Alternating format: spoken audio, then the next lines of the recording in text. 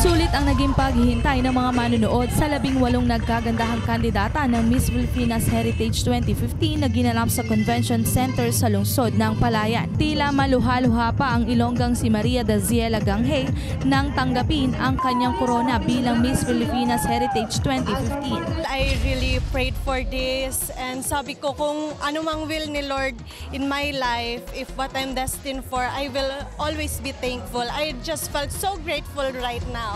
Lutang na lutang ang kagandahan ni Ganghey maging ang iba pang candidates sa bawat kasuotang kanilang inirampa gaya ng creative attire.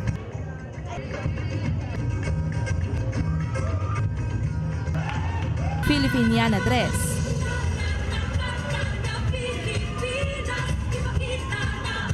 at long gown.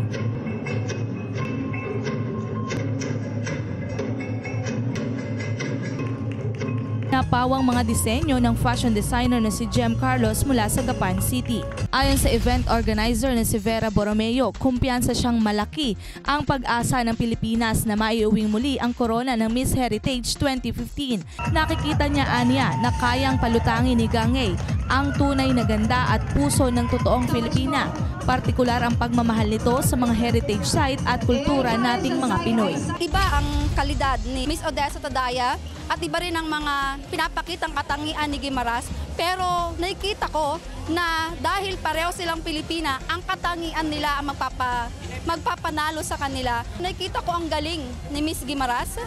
Yun yung advantage namin ngayon, na magaling siyang magsalita at punong-puno siya ng puso sa heritage dahil galing nga siya sa lugar kung saan malawak ang kaalaman sa heritage. Hindi rin naitago ni Miss Heritage 2014 Odessa May Tadaya ang paghanga sa mga kandidata ngayong taon, lalong higit kay Ganghey na siyang bago magre-represent sa bansa sa South Africa sa darating na Nobyembre 15, 2015. Napakahirap po talagang pumili ngayon ng winners dahil po lahat naman po sila deserving talaga sa crown.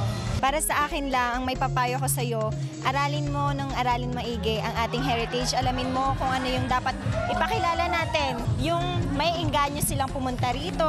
Samantala, bukod kay Ganghey, nag-uwi rin ng korona ang pambato ng Iloilo na si J. Roxanne Divina Gracia bilang Miss Filipinas Culture.